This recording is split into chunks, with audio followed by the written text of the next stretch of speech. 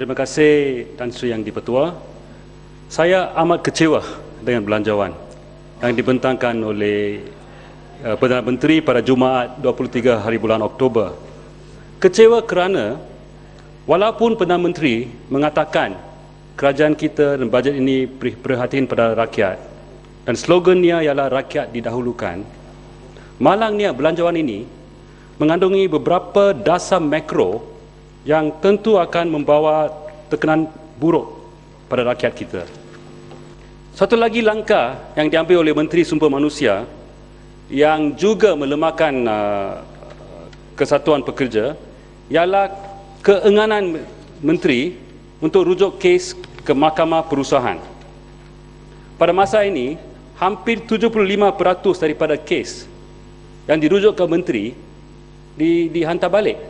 Tidak dirujuk terus ke Mahkamah Perusahaan. Jadi ini semua melemahkan kesatuan pekerja dan ini menggadaikan kebajikan pekerja kita. Kerana kita mau tarik pelabur asing, kita sanggup menggadaikan kebajikan dan kebaikan pekerja kita.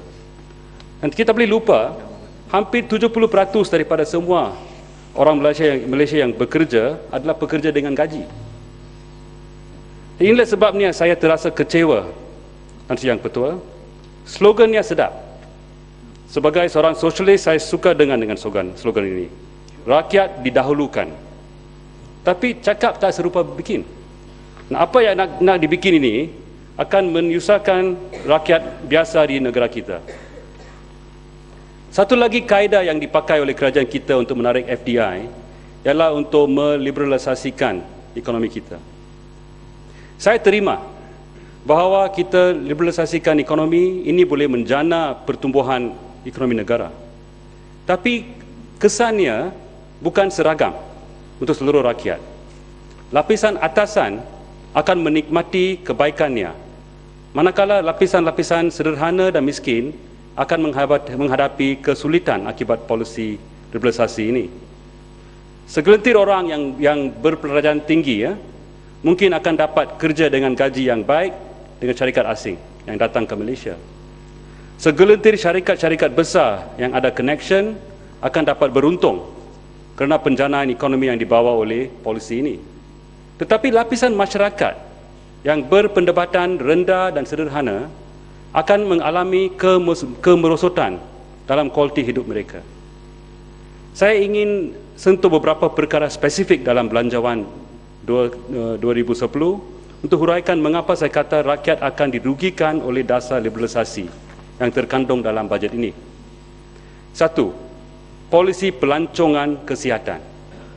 Kita semua tahu 70% daripada rakyat Malaysia bergantung pada hospital kerajaan. Kita pun tahu 70% daripada pakar perubatan di Malaysia telah pergi ke hospital swasta. Kita pun tahu kualiti rawatan di hospital kerajaan sedang merosot kerana tak ada cukup doktor yang mahir atau doktor yang berpengalaman untuk bimbing doktor muda yang di situ. Dalam keadaan macam ini, bila kita membenarkan, kita galakkan pelancongan kesihatan, sektor swasta akan berkembang lagi. Bila dia berkembang, dia akan tarik lebih ramai lagi doktor pakar daripada hospital kerajaan keluar. It's that simple. Tapi nampaknya kerajaan tak boleh nampak ini. Dia teruskan dengan satu projek, satu dasar yang akan terus melemahkan hospital awam yang sekarang juga ada masalah. Masalah pokok di hospital awam ialah ini kekurangan pakar. So, dalam ini, dasar peloncongan kesihatan ini mendahulukan siapa? Kepentingan siapa? Rakyat didahulukan ataupun GLC yang mengendalikan hospital-hospital swasta didahulukan? Inilah soalan dia. Yang kedua, dasar penswastahan. Perdana Menteri kita telah menyatakan dalam belanjawan, saya baca, pelaksanaan inisiatif penswastaan. Ya, dalam melaksanakan inisiatif penswastaan, kerajaan akan mengkurangkan secara beransur-ansur penglibatannya dalam aktiviti ekonomi. Bagi tujuan tersebut, kerajaan akan menswastakan syarikat di bawah Kementerian Kewangan dan agensi kerajaan yang berdaya maju. Saya ingin mengingatkan pada Dewan bahawa IJN, Institut Jantung Negara, juga satu syarikat di bawah Kementerian Kewangan yang juga berdaya maju. Dan kita tak boleh lupa bahawa tahun lalu IJN ini hampir diswastakan kepada Sime Darby secara tergesa-gesa. Sime Darby sekarang mempunyai hospital swasta dengan unit kardiologi yang terbesar di sektor swasta. Jika Sime Darby sekarang juga dapat IJN yang merupakan unit kardiologi terbesar dalam sektor awam, jadi Sime Darby itu akan ada monopoli di bidang kardiologi. Satu position yang sangat begitu baik. Jika ini berlaku, Tan Sri Yang betul, kepentingan siapa didahulukan? Rakyat biasa ataupun Sime Darby? Saya ingat kepentingan yang berhormat yang ada di sini juga terjejas sekiranya IJN diswastakan, apalagi pengundi biasa. Perkara yang tiga, rejim cukai negara kita. Dalam Belanjawan 2010, cukai terhadap individu yang kaya telah dikurangkan 1% ke 26%. Mungkin kita boleh kata 1% saja, ini bukan besar. Tapi kita kena tengok, pada tahun 1988, cukai terhadap korporat adalah 40%. Tapi ianya telah diturunkan peringkat demi peringkat ke 26% pada masa ini. It's dropped almost to half. Tan Sri Yang Ketua, sesebuah kerajaan ini memerlukan pendapatan, masif income untuk menguruskan pentadbiran negara, pembekalan kemudahan asas untuk rakyat. Soalannya ialah, dari mana dana itu? Daripada lapisan kaya, daripada kaum korporat, ataupun diperas daripada rakyat biasa? That is the issue. Dasar kerajaan kita ini untuk bermesra kepada kaum korporat untuk menjadi dengan izin business friendly telah melahirkan strategi memindahkan beban cukai daripada orang kaya dan kaum korporat kepada rakyat biasa.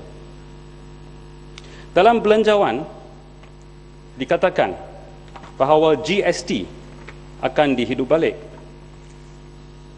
memperkukuhkan pengurusan kewangan kerajaan. Dikatakan sini kerajaan adalah dalam peringkat akhir kajian pelaksanaan cukai barangan dan perkhidmatan GST. Ini dikatakan oleh Perdana Menteri kita dalam ucapan bajet. Izinkan saya baca satu keratan akhbar. Ini yang keluar di Business News, NST, New Straits Times Business News pada 29 hari bulan Oktober. Dikatakan oleh Ernst & Young, the Goods and Services Tax, GST, dengan izin, the broad-based consumption tax will stabilize the government finances in the long run, says Ernst & Young. Ernst & Young suggested that at 4%, the GST will also benefit businesses. The strategy will be to start at a low rate and pull it up every few years, he said. As in most countries with GST in place, a reduction in corporate and personal tax will also follow suit. Ini adalah cadangannya, memindahkan beban cukai daripada korporat, daripada yang kaya, kepada orang ramai. So